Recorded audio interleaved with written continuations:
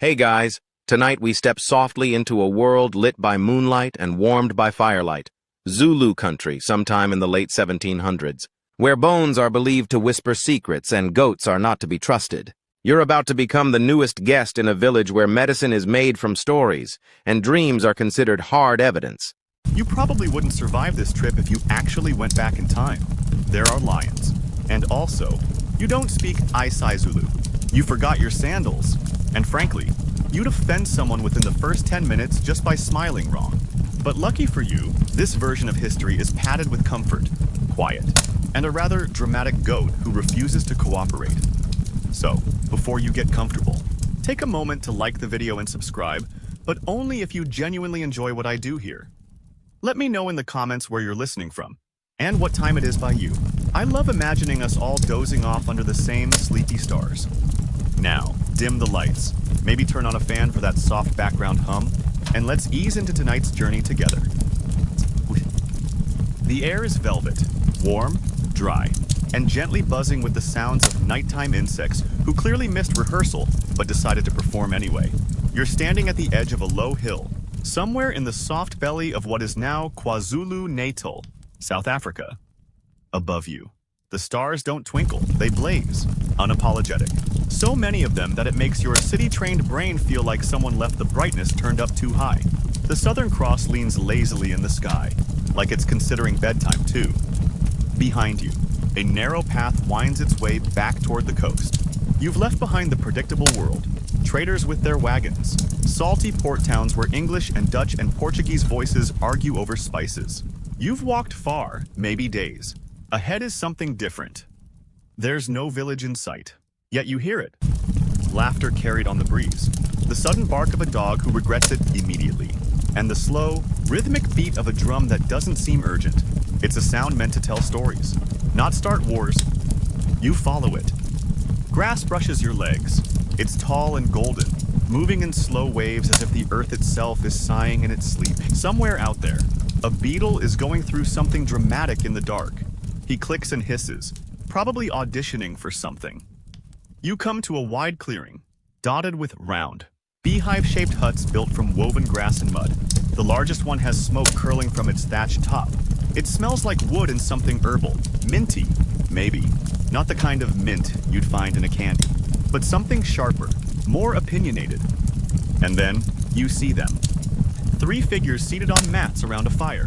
One holds a carved staff with feathers bound to the top.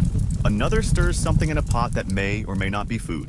The third, an older woman with gray hair twisted into coils, looks directly at you before you even step forward. She hums. This one walks like they've never listened to a tree. You blink. Because, well, that's not a common greeting where you're from. She smiles anyway. Don't worry, they'll forgive you. Eventually. Asi. Welcome to the Circle of the Isangoma, the Zulu spiritual healers.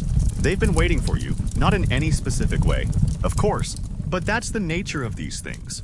Time folds, ancestors murmur, goats wander off, and visitors tend to appear just when needed. You glance back toward the village, which now looks much farther away than you remember. The fire's glow is barely visible.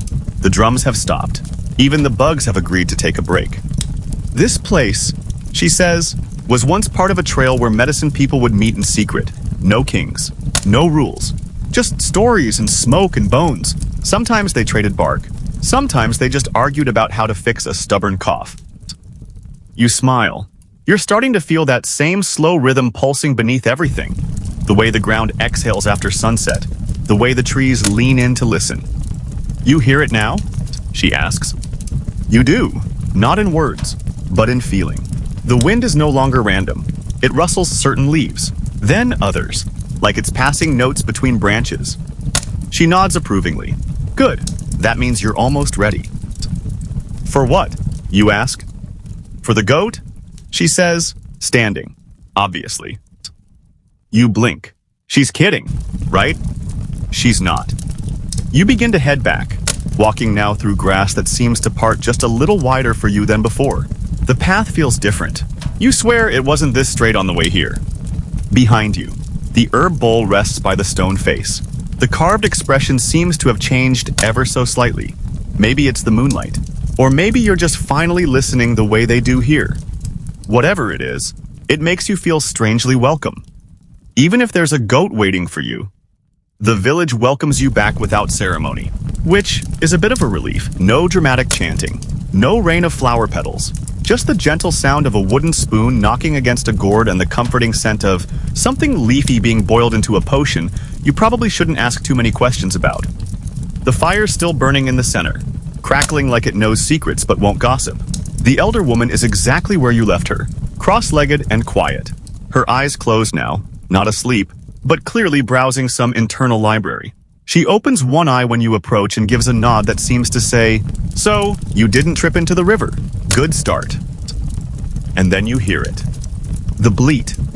Short, sharp, and insulted. Somewhere behind one of the huts, something small and hairy is absolutely outraged at something. Possibly everything.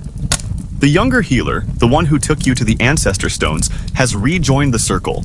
She's chewing a stick of bark with a casual rhythm, as if she's been doing this since before you were born. The man with the staff chuckles softly. "Time to meet the real teacher." You raise an eyebrow.